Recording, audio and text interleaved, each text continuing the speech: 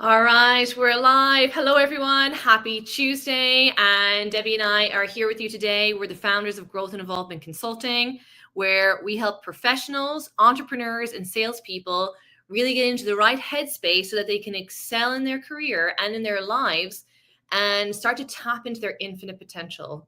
Okay, we as human beings have infinite potential, but we also have a limiting beliefs that are suppressing that. So we teach mindset. We also teach skill set because we need the right mindset to succeed and then the skills. So we're going to be talking today specifically about the power and importance of letting go. Okay, this is an incredibly important topic for people who want to grow a business, change their life, change their world, and really start to step into their new life by design. So Debbie, what's the first thing that comes to mind about the importance of letting go? Oh, there's so many things we need to let go of, Megan. A lot of our clients are in a redesign phase. So, in order to step into this new life, they need to let go of perhaps an old job, a relationship that's not serving them, or relationships. Maybe there's more than one. A belief that's not serving them, a habit, like maybe you have a habit that's not serving you. I mean, hey, let's be honest, we have good habits, and then there's some habits we need to let go of and improve on. So many things we need to let go of. We need to be willing to let go of the good to go for the great. So if we keep doing the same things over and over and over again, we're going to keep getting the same results. So don't they say that's the definition of insanity? So what else, Megan? What else do people need to let go of? What have you let go of, Megan? You've let go of a lot in your life. I've let go of a lot. I went to a seminar last year, and the speaker said, like, to really make significant changes, you have to be prepared to let go of 80% of your old world, essentially, habits, beliefs, everything. And roll on a few months, I actually relocated. I moved from Ireland to Denver and to pursue the goals that we set out. And, we ask this question a lot in our mentorships. We say, are you prepared to do the growth the goal requires of you? And there will be sacrifice. There will be letting go of the old world. Like, in order to really embrace our potential, we have to move forward, and you'll have to let go of ways of doing things, and I loved living in Ireland, but I just outgrown this space and the speaking potentialities there. And there's only, so much in the population to move to the US, which is just, incredibly more people here and more opportunities. So again, the goals are going to demand you to let go. And what we've noticed and what I've seen a lot, we're coaching for 5 years now, I've seen a lot where people suffer because they are afraid to let go, or they're resistant to letting go of what they actually intuitively know they need to. Mm-hmm. We talk a lot about quantum leaps in our mentorship, having like a big shift, like not just incremental growth, but a big quantum shift. And quantum leaps are achieved through release. We often think we need to do more, apply more ideas. Yes, sometimes, but sometimes you just need to let go of something that's not working and then allow yourself to jump onto a higher plane. And Price Pritchett, who wrote U Squared, he says, turn loose if you want to jump.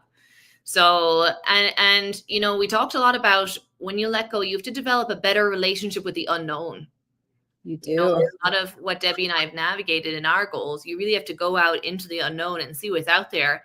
And a lot of people will only venture out if they know how everything is going to happen, which is not really how it works. Yes. So the how is the domain of the universe, and we have to move forward in faith, applied faith. Letting go demands a ton of faith. Mm-hmm. What do you have to have faith in? Yourself, a higher power, that you'll be supported through the goal achievement. So yes, we talk a lot about goals, but who does your goal require you to become? Mm-hmm. That's huge. And a lot of people don't know, or they're not aware, or they need some direction to help them. So we help our clients get very clear on, okay, this is the goal, and what are the habits and the beliefs of that 2.0 version of you? What needs to change? Mm-hmm. Because if nothing changes, nothing changes. So we have to be very clear about who is that version of ourselves, what are their standards, what are their beliefs, what are their habits, who are the people they're hanging around with. And yeah, a lot of times we're letting go of people that aren't serving us. Our environment is so important too. So they say suggestion is the most powerful force in the universe. So where are you getting suggestions from? Mm-hmm. What kind of suggestions are being like like implemented around you, around your home, your friends, your spouse, your partner, whatever that is? Are they serving you?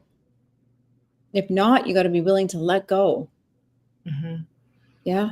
And successful goal achievement is really steeped in better decision making. Okay, so what is decision? Decision means to cut off. You are cutting off an old version, an old way of doing things, an old habit.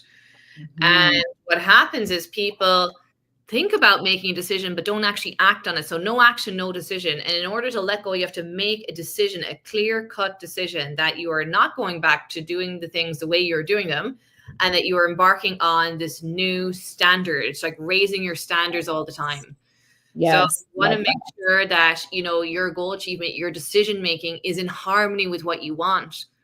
Because what you'll see is a lot of people make decisions to keep everything the same, but yet they want things to be different. So it's like they want things to be different, but they make decisions to keep everything the same. So it's like trying to operate on two different levels, and then they get kind of suffer in between. So you want to release the old, and like we're talking about, like really step out. We talk about daily acts of courage, like really step out, bet on yourself, have a bit of bravery, really summon up some bravery and go after what you want in life, whether it's a job, whether it's an opportunity, like whatever that is for you, you know, don't be afraid to make changes. And you have to make changes. Absolutely. And we talk a lot about like being addicted to an old frequency. So what old frequency are you addicted to? A lot of people, this happens a lot in relationships. You know, I personally struggled with that. It's like, you know, it's like a trauma bond or a familiarity. It's like, where are you addicted to a lower frequency that's not serving you? And why do people stay in that? It's familiarity, their fear of the unknown. They don't trust what's coming. It's like, you have to be willing to let go and make decisions differently. It'll change your life. Because if you keep repeating the same thing over and over, you're going to keep getting the same result. So where in your life, if you're watching this, where are you addicted to an old frequency? It could even be in your health. That was an awareness I had recently. So I did a 5-day master cleanse and let go of some old habits. So it wasn't serving me anymore. So it was not easy. I had a pounding headache for 3 days, but I stuck with it because I knew how important it was for my body and my mind to follow through with that. So what is discipline? It's giving yourself a command and sticking to it, following through. So where are you letting yourself off the hook also? Yeah. And like you said, Debbie, a lot of people go back to things for familiarity, even if it's not good for you and you know it's not. So it's like intellectually, that's why people get frustrated. They're like, intellectually, I know that this is not good for me, but it feels familiar and there's some kind of like draw to that. Yeah. But we want to start thinking about like breaking cycles, old behavior, old narratives, old self-talk. It could be an old relationship that's no longer working. Now, with relationships, it may be this kind of two different things. Either you might need to let go of the person, or you might just need to let go of the current model of the relationship. Maybe the model needs to be revamped, or maybe it is just a compatibility thing. So you want to really consider who's benefiting from people staying in something that's not working. So again, there's a lot to do with letting go of jobs, relationships, whatever it is. But it's like when you intuitively know it's time to make changes, it's really important to put yourself in a good environment that's going to support you in making those changes, because you're going to need support. We're not supposed to be doing everything by ourselves. We need to have support and encouragement, especially during times of transition. Mm-hmm. And there's no shame in that. You know, we do a lot of, we've been mentored by, you know, Bob Proctor's work, and we teach a lot of Bob Proctor's work. And he was a man in The Secret, and he studied Think and Grow Rich for 60 years. You know, and he talks a lot about different ideas and stuff. But one of the things that just kind of came up, Megan, it's like, we also talk a lot with our clients about who benefits by you playing small. Mm-hmm. Nobody. You don't, the people around you, you know, absolutely nobody benefits by you playing small. So we got to be willing to bet on ourselves. And we got to be willing to go all in on what we want. And so what do you need to let go of? There's a comment here that says relationships, water the seeds and remove the weeds. Yes. Our theme this month, Chris, is diligent mental gardening. That is what we're talking about in our mentorship for the whole month of August. So we need diligence.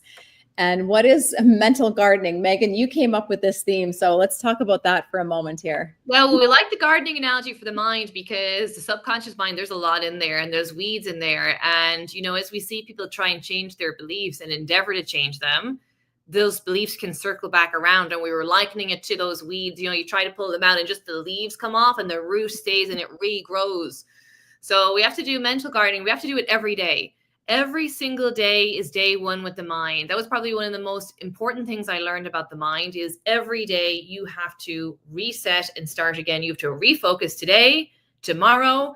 It's not enough that you studied one day last week and you did your auto suggestion one day last week. You need to do it again today and tomorrow and the next day. And, you know, with our diligent mental gardening theme, one of our slides, we were joking, not joking about the fact that the paradigm doesn't take weekends off. No. So our old programming doesn't take weekends off. So every single day is day one with the mind and just the diligence to do. It's like mental fitness. People understand physical fitness about going to the gym or exercising every day, but very few people are mentally exercising, working out their mind, weeding the garden of their mind every single day. It's sort of still not commonly practiced. So we want to start to introduce it as part of your routine, that you do your physical exercise and your mental exercise. That's so important. One of our clients was sharing this morning that she was away over the weekend and with family, and she was almost depressed. She's like, I need to get back into this energy. And so she took 3 days off. Yeah, we don't take weekends off. So every day, I love that, Megan. Every day is day one with the mind. So what are you doing today? What are you doing today and every day to improve your mindset, to get rid of some of those old beliefs and habits? And she's back in her energy and her frequency is back up there. And yeah, it takes daily consistency and diligence and the right people around you. And So the right ideas. So you want right to be around ideas, expansive ideas. And are you in an environment, for those of you listening, are you in the right environment? Are you part of a mastermind group? If not, join one. If it's not ours, someone else's, just join one, but get in a good one with expansive ideas and work with coaches that care. And we are coaches that care. We truly care about our clients and we hold them accountable to their own goals. Mm-hmm. Who else is going to hold you accountable? Like, so you need that accountability, you need that support, you need that direction, and that's okay. And we can help you. Absolutely. And our clients are getting incredible results. And what we're doing is we're holding a space for transformation. Everybody in our group has infinite potential, but the programming is suppressing them. It's saying, you can't do that. You can't leave that job and you can't go here and you can't go there. And what we're doing is we're introducing better, more expansive ideas that they can have what they want. They can achieve more and excel. And as they accept those ideas, guess what happens? It starts to improve their outer world. Mm-hmm. And we have so much evidence in our group and in our own journeys that when you really take care of the inner work, the mental gardening, like really working on your thinking, improving what the ideas that are planted deep in your subconscious mind, start to influence it with better ideas, you will start to see it on the outside as well. Oh yeah. And it can change really fast for you. Yeah, things can happen fast. Yeah, things can happen very fast. So for those of you listening, watching the replay, what's a habit that's holding you back from achieving your goal or your goal? Type it in the chat. Get some public accountability. Type it in the chat. Reach out to us. What's a habit? Whether it's you want to achieve a health goal, you want your relationship to improve, you have a financial goal, whatever that is for you. What habit is holding you back? What's holding you back from going to the next level? And if you need some help with that, we would love to have a growth and involvement session with you. A one-on-one call, book a call with us, and we'll map out a game plan. We'll talk about what you need to let go of, what needs to change, what you need to add. You know, we'll talk about your goals and all of that. We'll map out your standards, whatever you want to work on in that call, we're going to help you with, okay? So don't be shy. Life is too short to be shy. Right, Megan? Exactly. So book a call and we're here to help people. You know, everybody needs somebody to interrupt their own thinking and introduce better ideas and different ideas, because we are all biased by our own perspective. The world looks the way it looks to us because of our belief system. And when you start to change your belief system, the way the world looks changes. So great to see a few people on here. And yeah, if that resonates, book a call and we will help you. So watch this video and rewatch it. There's a lot of gems in there.